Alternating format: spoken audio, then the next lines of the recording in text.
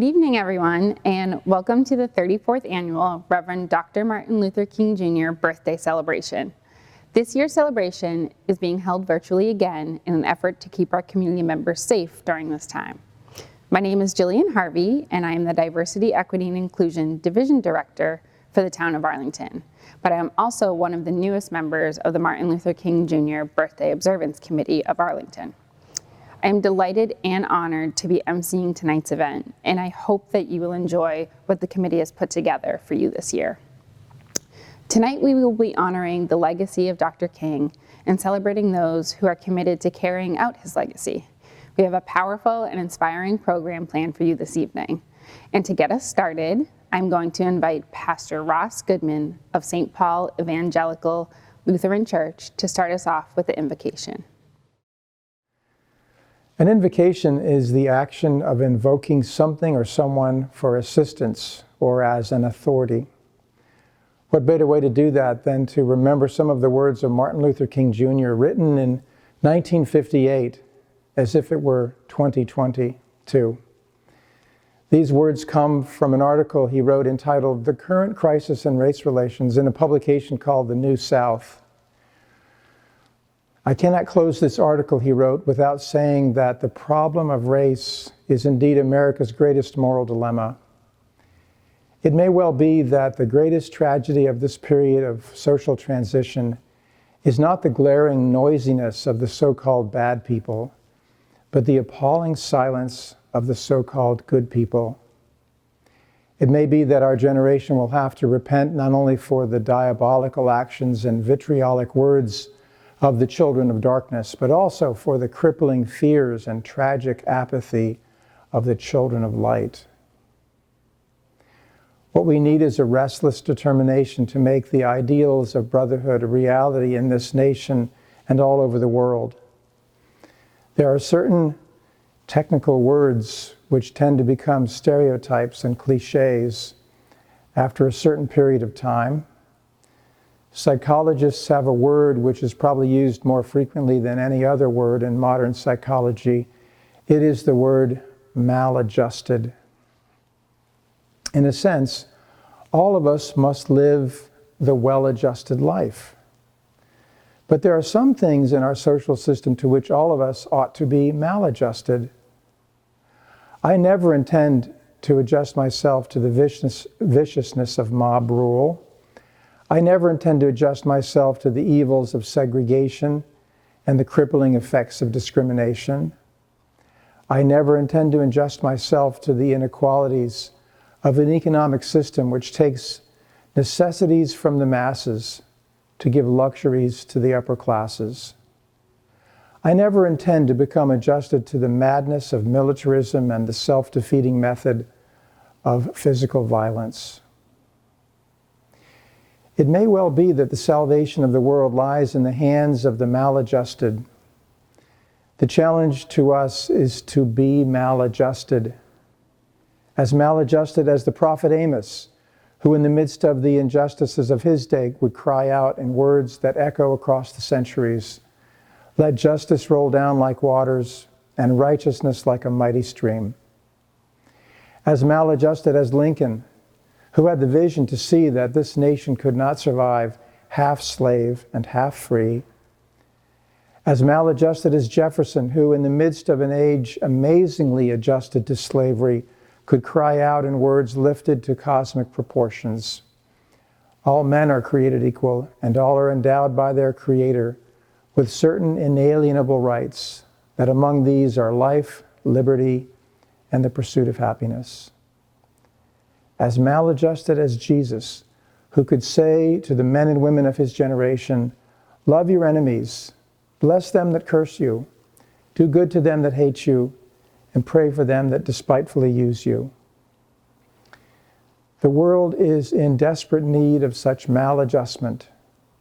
Through such courageous maladjustment, we will be able to emerge from the bleak and desolate midnight of our inhumanity into the bright and glittering daybreak of freedom and justice. Let us pray. God of all races and nations, we thank you for Dr. Martin Luther King Jr. for his courage and conviction, for his passion for peace, and for his tireless quest for a nation that keeps faith with its promises. Bless us as we gather to remember and honor him and work to fulfill his vision for our nation and world. Amen.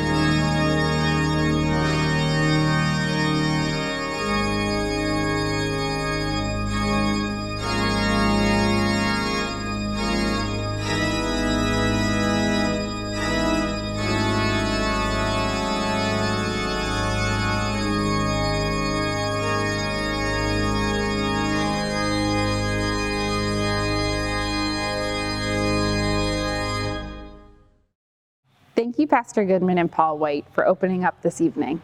Next, we will hear an original work from Stephen Ratiner, Arlington's Poet Laureate. He will be accompanied by Paul White on keyboard and singer Dr. Deborah Jackson. They will be performing right behind me on the Arlington Town Hall stage. Enjoy. We dreamers.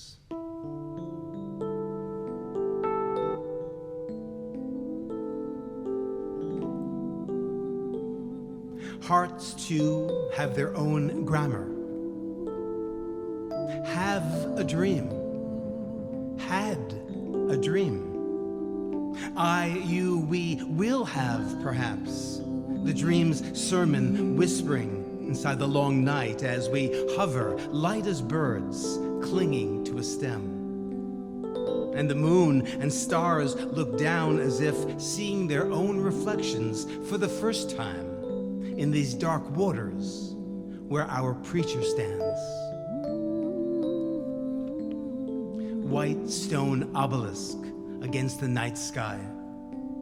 It marks the spot where this dream settled upon this land, nestled above our countless upturned faces. And even the most jaded eyes flooded with possibility.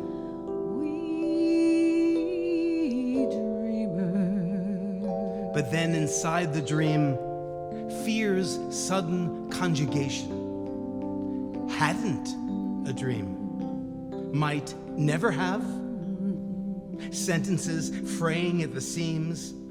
All the spiked doubts battering our restless sleep, while sirens race through our panicked streets. Night mobs us, putting the torch to all we love, judging us by the color of our yearning rather than the content of our beating hearts. But no, in this lucid dreaming, I, you, we declare no more. Promise ourselves never again.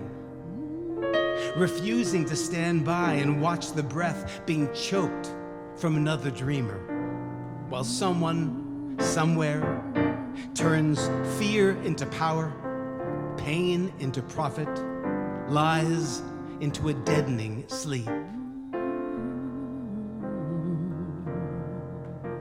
Suddenly, amid the torrent of words, we hear the preacher's voice urging, "Wake up." And somehow I, you, we do wake, like children squinting up at the light. And now his voice has become a drinking gourd. We sip and pass it along, looking deep into one another's eyes, until all thirst is quenched.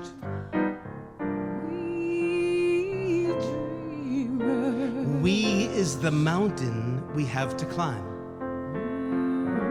And we the promised land the preacher prophesied. We the green valley where we stake our tents. And we the still waters we sit beside, serenading the darkness. Take my hand, precious Lord, lead me on. Sweet on the tongue, this dream, this melody, and even the silence between, in which we discover again love's heart still beating.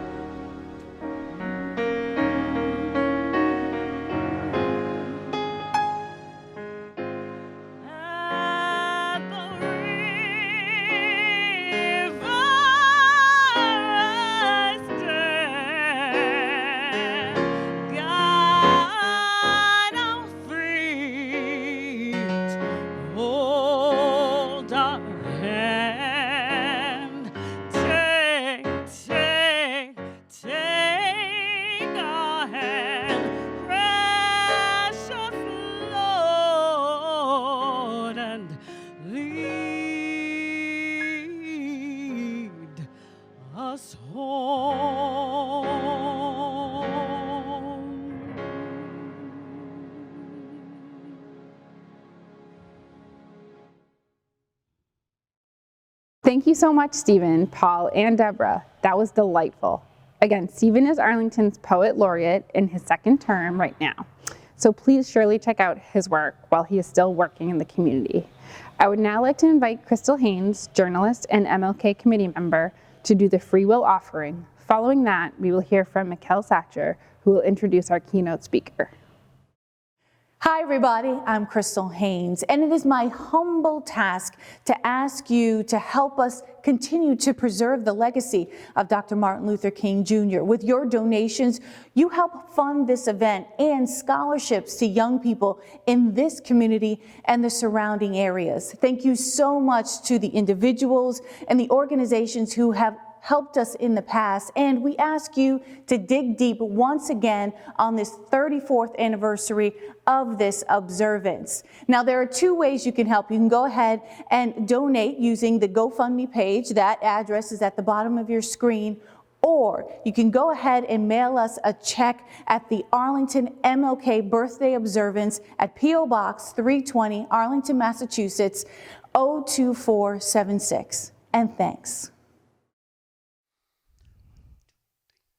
Joshua fit the battle of Jericho. Joshua fit the battle of Jericho. Joshua fit the battle of Jericho. the battle Joshua, the battle Joshua, the battle Joshua, the battle Joshua, the battle Joshua, the battle Joshua fit the battle of Jericho, Joshua fit the battle of Jericho, Joshua fit the battle Joshua, the battle Joshua, the battle Joshua, the battle Joshua, the battle Joshua, the battle Joshua, the battle Joshua fit the battle of Jericho, Joshua fit the battle of Jericho. Talk about your kings of Gideon.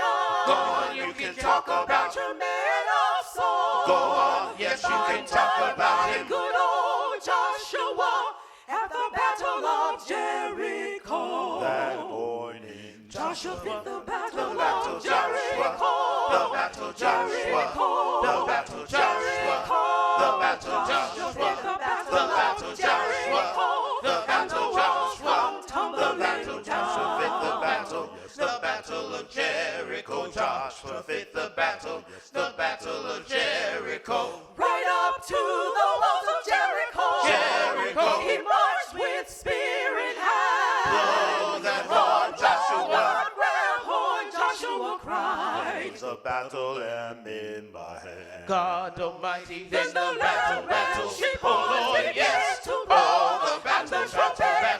Oh Lord, yes.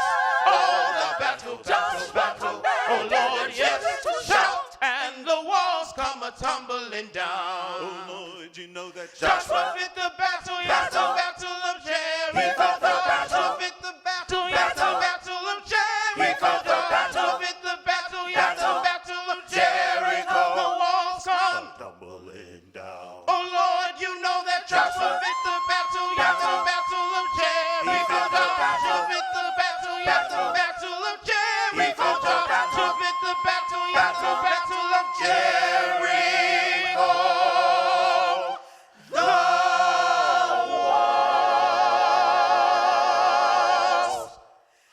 come tumbling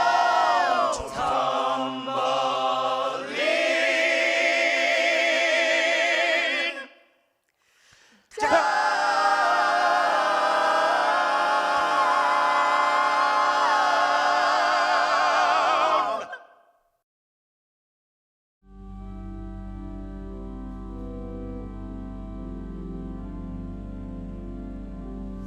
Hello, everyone.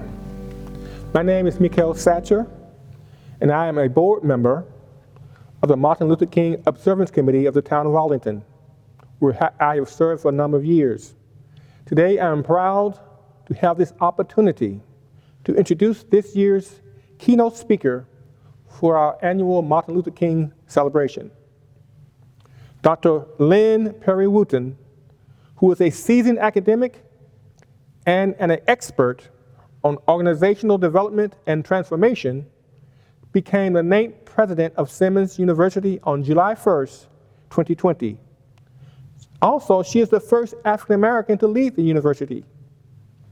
Specializing in crisis leadership, diversity and inclusion, and positive leadership, organizational behavior that reveals and nurtures the highest level of human potential, Dr. Wooten is an innovative leader and a prolific author and presenter whose research has informed her work in the classroom and as an administrator. She first joined a university faculty in 1994 and has served in administrative roles since 2008. Dr. Wooten came to Simmons University from Cornell University, where she was the David J. Nolan Dean and Professor of Management and Organizations at the Dyson School of Applied Economics and Management. Dr. Wooten also has had a robust clinical practice, providing leadership development, education, and training for a wide variety of companies and institutions, from the Kellogg Foundation to Harvard University's Kennedy School to Google. In addition, she is the author of 2 books, nearly 30 journal articles, and more than 15 book chapters, as well as managerial monographs and numerous teaching cases. Now, Dr. Wooten grew up in Philadelphia, Pennsylvania, where she attended an all-girls high school. She earned a BS degree in accounting in 1988 from North Carolina Agricultural and Technical State University, a historically black college, where she graduated as valedictorian. She has an MBA from the Duke University Fuqua School of Business in 1990 and a PhD in Business Administration from the University of Michigan Ross School of Business in 1995. She received a certificate in Advanced Educational Leadership from the Harvard University Graduate School of Education in 2018. Dr. Wooten is a past recipient of the University of Michigan Ross School of Business BBA Student Award of Teaching Excellence, as well as the school's Andy Andrews Distinguished Service Award. She also was chosen as a next generation business thinker by the Financial Times. Dr. Wooten is married to David Wooten, a chaired marketing professor at the University of Michigan Ross School of Business. And they have 2 children, Justin and Jada. Now, on a more personal note, as an administrator and adjunct faculty member at Simmons, I am deeply honored to refer to Dr. Wooten as my president and as the CEO of Simmons.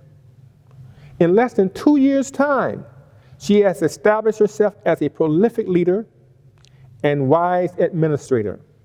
And I believe she is the hardest working person at Simmons. In the midst of a pandemic, she has provided a sound vision for the university's future, and through a commitment to academic excellence, diversity, and inclusion, and Simmons' mission to the world, she has inspired a campus-wide commitment to the creation of a student-centered operational culture. Suffice to say, President Wooten's leadership enlarges the university's status as a leading institution of higher learning, and it's one that empowers and equips women for local and global leadership to make a difference in the world. Hence, without further delay, I introduce Dr. Lynn Perry Wooten as our keynote speaker in celebration of the legacy and the life of the Reverend Dr. Martin Luther King Jr., who was the most prolific change agent of the 20th century. Thank you. Good evening. My name is Lynn Perry Wooten, and it is my honor to serve as the 9th president of Simmons University. I am so pleased to be here this evening as we mark what would be the 93rd birthday of the Reverend Dr. Martin Luther King Jr. I want to thank Simmons professor and Arlington resident Dr. Mikkel Satcher and the other members of the Arlington MLK Committee for extending this invitation to me. I would like to also recognize the local civic, religious, and business organizations and the community members and other individuals for their support of this annual observance. In the invitation, the chair of the MLK Committee mentioned that their goal each year is to feature a notable person who can reflect upon the life, the legacy, and philosophy of Dr. King, and discuss how this leader influenced their lives. This is both a tremendous opportunity and a tremendous responsibility. I was a toddler when Dr. King was assassinated, and so my strongest memories are of his legacy rather than his life. And though I did not have the privilege of experiencing his life while he was with us, I am very much a byproduct of Dr. King's leadership. His work, his words, and his service have greatly influenced me. And I felt his legacy all around me growing up. My mother attended the March on Washington, and she often talks about how the event was a transformational experience for her. She still remembers the energy of the crowd on that day and Dr. King's extraordinary speaking skills. I grew up in Philadelphia, Pennsylvania, and I was able to ride the front of the bus and the front of the subway because of leaders like Rosa Parks and Dr. King. It was Dr. King who co-organized the Montgomery bus boycott after Parks was arrested for refusing to give up her bus seat to a white man. I graduated from North Carolina A&T State University, whose history is also entrenched in the civil rights movement. It was 4 African American students from North Carolina A&T State University who staged a sit-in after a Greensboro Woolworths retail store at the time for refusing to serve Black Americans at the lunch counter. I think not only about the courage and everyday leadership that these individuals and Dr. King embodied, but the profound change they created through their actions. Dr. King has even influenced me as a parent. I once wrote an entire blog post centered upon what I learned about parenting from Dr. King, including the leadership practices that he embraced that I often share with my children. For example, Dr. King spent his life crafting a career that leveraged his public speaking talents, and I often tell my children to play to their strengths. I also encourage my children to be contributors, as Dr. King dedicated his life to serving others and making our community stronger. Now that I'm in Boston, I think about how our location impacts our leadership journey. Dr. King considered Boston his second home. Not only did he meet his wife here and earn his PhD from Boston University, some of his most powerful speeches were delivered in the city. In many profound ways, his leadership journey was launched in Boston. While Dr. King has been a great influence on my life, I also consider and reflect upon all the ways in which his work and service is so important to our broader communities today. One speech I am particularly drawn to is Dr. King's drum major instinct. A 2018 Atlantic article called these remarks one of Dr. King's finest sermons and perhaps his most haunting. This sermon is not often remembered among Dr. King's iconic and most well-known addresses, perhaps because it was delivered during a Sabbath service at his local Atlanta Ebenezer Baptist Church, rather than on a large stage in front of millions of people. Dr. King gave this sermon on February the 4th, 1968, exactly 2 months to the day before his assassination. In this sermon, Dr. King talked about the drum major instinct and what he described as the very natural desire to lead, to be important, to surpass others, to achieve distinction. Dr. King was keenly aware of the human quest for recognition, the desire for attention, the desire for distinction. But in his remarks that day, Dr. King challenged his congregation to rethink the definition of greatness so that we aspire to be first in the qualities that truly matter, those such as love, generosity, and service. When we view greatness through this lens, something powerful happens. Because as Dr. King said, everyone can be great because everyone can serve. I think about this often. When I was in elementary school, I remember writing essays about Dr. King each January. As a young student, I viewed Dr. King as a leader on top of a mountain, a singular titan whose work was something nobody else could do. However, as I grew older, I realized that Dr. King believed that everyone can serve and that he had a lot of people around him who helped make him successful. This includes people like his mother, his wife, and women leaders like Ella Baker, often called the mother of the civil rights movement, who challenged Dr. King to be his best self.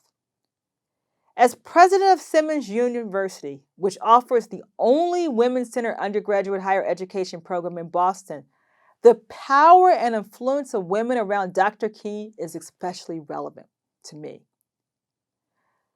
Dr. King valued the ideals of partnerships and allyships. And these concepts are evident everywhere in key moments in our history. When you look at Selma and the march there, you see Catholic nuns. You see Jewish community leaders. You see students and so many others coming together. Dr. King understood that the civil rights movement is a collective effort that requires each of us working together to further change, no matter our age or our background. And he believed that to serve, we do not need to be rich or famous or powerful. No. As Dr. King said, we only need a heart full of grace and a soul generated by love. That is another aspect of Dr. King's words that stand out to me.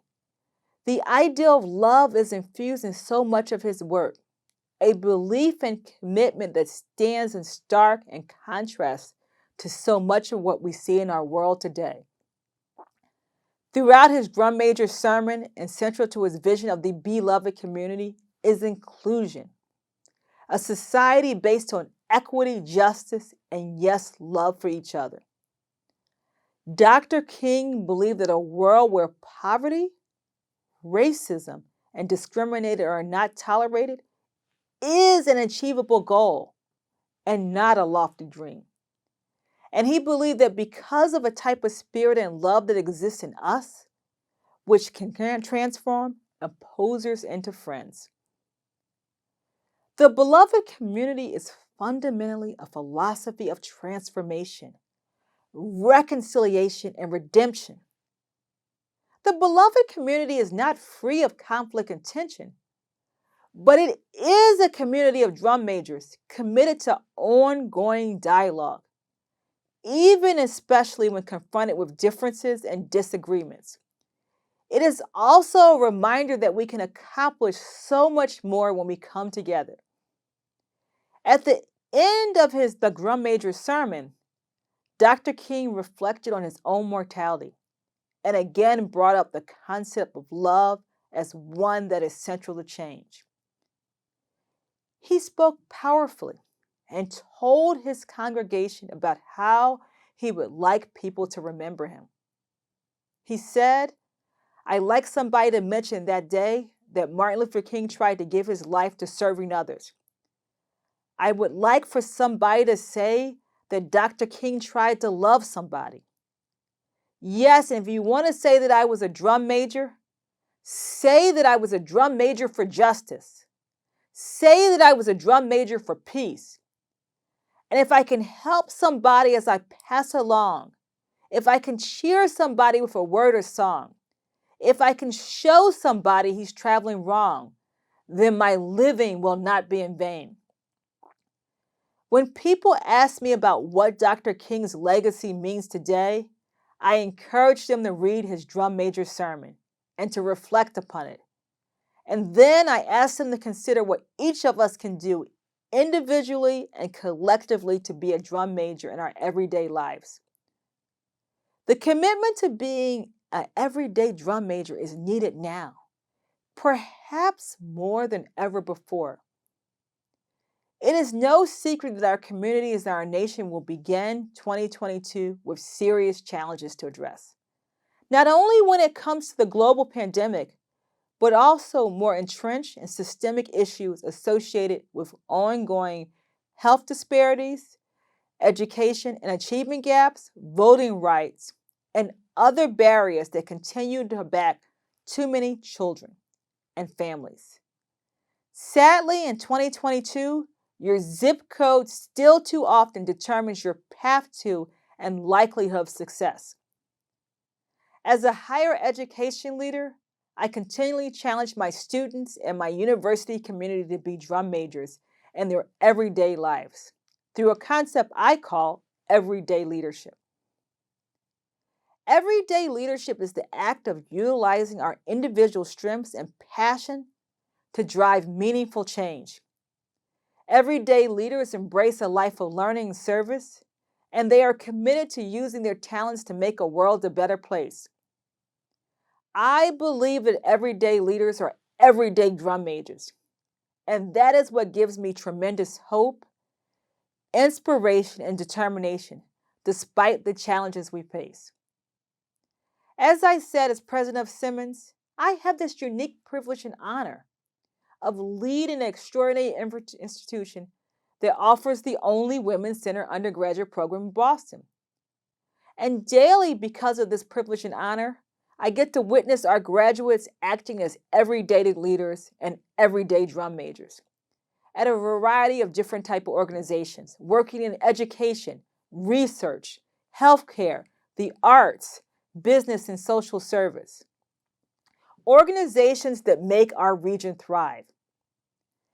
As president of Simmons University, my goal is to advance our institution's mission of empowering the next generation of leaders by providing our students with transformative learning experiences that link passion with purpose and everyday leadership. This mission is vital to help ensure each of our students can become their very best drum major. It is both empowering and intimidating to realize that each of us, in our own way, have the ability to advance social justice and create change. That each of us have the ability to be drum majors. And I look forward to seeing what we can accomplish individually and collectively, together as we continue the hard work of Dr. King's legacy. Thank you. Dr. Wooten, thank you so much for joining us this evening. We are beyond grateful that you could speak to our community and share your wealth of knowledge with us. I hope everyone has enjoyed the evening thus far. While at this time we are getting closer to the end of our program, there are some programs in the town to look forward to that channel the spirit of Dr. King and his message of freedom, equality, justice, and love. Next month, the Elevating Arlington's Voices of Color digital archive will be launched. And in the spring, our artist-in-residence, Chanel Thurville, will be unveiling her final project, Portraits of Black Arlington, a project focused on community and Black joy. And now, Reverend Erica Richmond from First Parish Unitarian Universalist will be doing the benediction. Following that, Ian Jackson, the chair of the MLK Committee, will give his closing remarks. Thank you to each and every speaker during this incredibly powerful and moving program. As we come to a close, I invite each of us to take a deep breath. I invite you to call to mind one piece of inspiration you heard, a commitment you will make to yourself, your neighbors, and the stranger. What will you do to help create a better world? I invite you to join me in a moment of prayer. Spirit of life and love, God known by many names. In a world that often feels overwhelming and out of our control, I pray that each of us in our small corners of the world will be fueled by love, that we will believe that change is possible, and that love will help us create the world that each of us yearns for. This is a love that goes beyond the Hallmark card. This is a righteous love, a love that might be angry or protective, a love that confronts white supremacy and injustice, a love that is gritty and ready to confront evil in this world. May this love compel us forward, knowing we are better together and knowing that another world is possible. Amen, and blessed be. After all this time, Homer Plessy has been pardoned. Yes, this is the year. So even though we are not able to gather together as we have in past years, there is hope. After that infamous decision that allowed for separate faculties, based on the fact that Homer Plessy was of a mixed race. Yes, he could have passed for white, but he decided to challenge, and now he is pardoned. For the rest of you, we have been going through challenges. I was blessed to be able to hear Paul White play on the organ at First Baptist Church of Arlington. Hopefully next year, we will all be able to gather together and celebrate this important time of a civil rights leader and enjoy it, the community of us working together and judging each other based on our character as his dream. Have a good night.